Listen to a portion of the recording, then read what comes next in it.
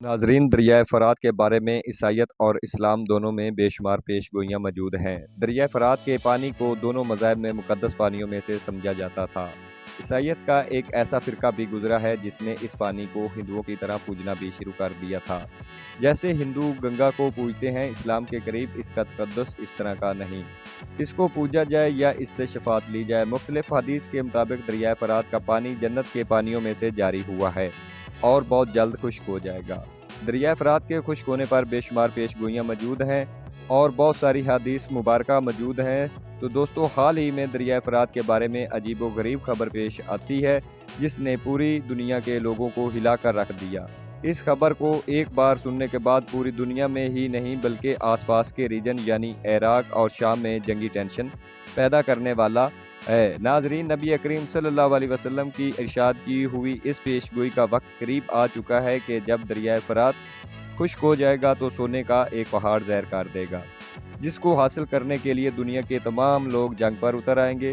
हाल ही में दरियाए फ़रात के नीचे पानियों की तह में एक ऐसी हैरत अंगेज़ दरियाफ्त हुई है जिसने मैरीन को जगा कर रख दिया है। तमाम साइंसी दुनिया ये सोचने पर मजबूर हो चुकी है कि आखिर हमारे जदीद तरीन आलात और स्कैनर दरियाए फ़रात को इस हद तक क्यों नहीं खंगाल सके ताकि हमें इसके बारे में पहले से ही इल्म हो जाता। नाज़रीन, दरियाए फ़रात की तह में गारों का अजीबो-गरीब सिलसिला दरियाफ्त हुआ है। ये गारें किसी भी तरह कुदरती नहीं लगती।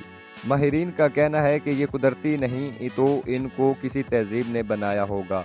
इन गारों की शक्ल ऐसी है जैसे किसी पुराने ज़माने की जेल हो और ये सारी गारें मिट्टी की बनी हुई हैं और इनमें बने हुए कमरों और छतों का साइज़ भी बहुत बड़ा है। इन गारों को लेकर पूरी दुनिया में ये बहस छिड़ चुकी है कि आखिर इनका मकसद क्या है। इन गारों के इस सिलसिले के बारे में निहायत भयानक इंकशाफ भी हुए हैं, जो आज मैं आपको इस वीडियो में बताने वाला हूं। आपसे इतनी गुजारिश है कि आपने वीडियो को मुकम्मल देखना है और वीडियो के किसी भी हिस्से को स्किप नहीं करना। तो प्यारे दोस्तों, पिछले कुछ अशरों से दरियाए फ़रात तेज़ी से खुश्क हो रहा है। अब तक दरियाए फ़रात का असल हजम में से 30 या 40 हिस्सा खुश्क हो चुका है। हालिया सालों में दरियाए फ़रात की खुश्क होने की रफ्तार पहले से तेज़ हो चुकी है और माहिरीन की जानिब से ये खदशा भी ज़ाहिर किया जा रहा है कि सन 2050 तक दरियाए फ़रात मुकम्मल तौर पर खुश्क हो जाएगा। अलबत्ता माहिरीन को अब तक ये समझ नहीं आई कि दरियाए फ़रात का ये पानी दरअसल जा कहाँ रहा है, जिसकी वजह से दरियाए फ़रात दिन ब दिन खुश्क होता जा रहा है। दरियाए फ़रात की तह में मिलने वाली इन अजीबो-गरीब गारों ने माहिरीन को ये सोचने पर मजबूर कर दिया है कि कहीं ऐसा तो नहीं कि ये वो रास्ता तो नहीं जो पानी को आहिस्ता आहिस्ता खींचता जा रहा है और दरियाए फ़रात खुश्क होता चला जा रहा है। दरियाए फ़रात के इस पानी पर इराक और शाम की एक बहुत बड़ी आबादी इन्हिसार करती है। दूसरी जानिब माहिरीन को पानी के गायब होने के साथ साथ कुछ ऐसे इंकशाफ भी देखने को मिल रहे हैं जो पूरी दुनिया में जंग भड़का सकते हैं। नाजरीन, कदीमी इसराइली रवायात में एक ऐसे बादशाह का भी जिक्र मिलता है जिसके बारे में अंदाज़ा लगाया जा रहा है कि हो सकता है ये गारें इसने तामीर की हों। इस बादशाह का दौर हज़रत ईसा अलैहिस्सलाम से भी पहले का दौर था, इसलिए माहिरीन को तस्लीम करने के लिए बेहद मुश्किलें पेश आ रही हैं। इस कदर पुरानी गारें इस कदर एडवांस कैसे हो सकती हैं? इन गारों की दीवारों पर तरह तरह की निशानियां और अलामात तहरीर की गई हैं। माहिरीन ने ऐसी ज़बान आज से पहले कभी नहीं देखी। दूसरी जानब इन गारों का वो सिलसिला वो दरियाए फ़रात की तह के नीचे चला जाता है।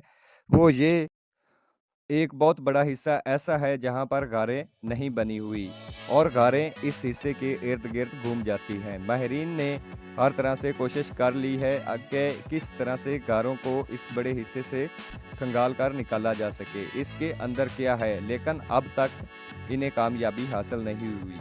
बेहतरीन आलात और स्कैनर के मुताबिक वो हिस्सा आम मिट्टी से बना हुआ है। माहिरीन इस हिस्से को खोद भी नहीं सकते क्योंकि ऊपर वाला हिस्सा दरिया इन गारों में चला जाएगा और पूरी तरह इन गारों के इस सिलसिले को तबाह कर देगा। नाजरीन, इस वक्त माहिरीन के लिए बड़ी परेशानी का माहौल था कि जब किसी शख्स ने अचानक इनकी तवज्जो हज़रत मोहम्मद सल्लल्लाहु अलैहि वसल्लम की बयान करदा पेशगोई की तरफ करवाई। माहिरीन ये सोचने पर मजबूर हो गए हैं इस बहुत बड़े हिस्से में जिसके गिर्द तमाम गारें घूम रही हैं, इसमें सोने का पहाड़ या कोई बहुत बड़ा खजाना दफन तो नहीं। माहिरीन ने अपनी कोशिशों को मज़ीद तेज़ कर दिया है لیکن اب تک انہیں کچھ حاصل نہیں ہوا۔ ان غاروں پہ جتنی تحقیق کی، جب وہ باہر کی دنیا میں پہنچی تو بہت سے لوگ اس پہ یقین کر رہے ہیں کہ لازماً یہ غاروں کا وہی حصہ ہے جس کے بارے میں نبی کریم صلی اللہ علیہ وسلم نے ارشاد فرمایا۔ ان لوگوں کے مطابق یہ وہی سونے کا پہاڑ ہے، تو اسے کھودنے میں کوئی گریز نہیں ہونا چاہیے۔ البتہ یہ کوئی اتنا آسان بھی نہیں ہے۔ اگر غاروں کے اس سلسلے کو ڈائنامائٹ لگا کر تباہ کر دیا جائے تو بھی وہ سونے کا پہاڑ دریا کے پانیوں میں گھومتے ہوئے نہ جانے کہاں گم ہو جائے گا، اور اگر اس کو آہستہ آہستہ کھودا جائے تو دریا کو ہزاروں ٹن پانی ان غاروں کے ساتھ ساتھ نیچے گئی ریسرچ ٹیم کو بھی تباہ کر دے گا۔ اس لیے تمام لوگوں کی مجبوری ہے کہ وہ دریائے فرات کے خشک ہونے کا انتظار کریں، یا کم از کم اس حصے کا خشک ہونے کا انتظار کریں جہاں پر سونے کا پہاڑ یا کوئی خزانہ دفن ہے۔ ماہرین کا اندازہ ہے کہ ہم سے پہلے کی تہذیب اس بارے میں خاصی ایڈوانس تھی۔ ان کا کہنا ہے کہ اسے جتنے بھی ہم نے خزانے دریافت کیے ہیں یا اہرام مصر کو ٹٹولا ہے تو وہاں پہ ایسے مٹیریل دریافت ہوئے ہیں جن کو ہمارے جدید ترین آلات یا سکینر ڈیٹیکٹ ہی نہیں کر سکے۔ اس لیے ماہرین اب بھی شک و شبات میں ہیں کہ واقعی دریائے فرات کے اس حصے میں خزانہ یا سونے کا پہاڑ موجود ہو سکتا ہے، کیونکہ یہ حصہ بہت بڑا ہے اور کئی کلومیٹر تک پھیلا ہوا ہے، جس کے گرد یہ غاریں گھومنے کے انداز میں بنی ہوئی ہیں۔ دوسری جانب دنیا میں ان افراد کی کمی بھی نہیں جو جنگ بالکل نہیں چاہتے، اور یہ خبر اس حصے میں سونے کا وہ گمشدہ پہاڑ موجود ہو سکتا ہے جس کے بارے میں نبی کریم صلی اللہ علیہ وسلم نے پیش گوئی کی تھی، انہیں مزید پریشان کر رہا ہے۔ اگر واقعہ ہی یہ وہی پہاڑ ہے تو اس کے ظاہر ہونے میں زیادہ وقت باقی نہیں، کیونکہ حضرت انسان اپنی لالچی فطرت کے باوجود اس حصے کو کھودنے میں زیادہ دیر تک باز نہیں رہ سکے گا۔ اگر سونے کا یہ پہاڑ ظاہر ہو گیا تو جہاں دنیا میں پہلے ہی کئی جگہوں پہ جنگوں کی آگ بھڑک رہی ہے، ان جنگوں میں مزید شدت آ جائے گی۔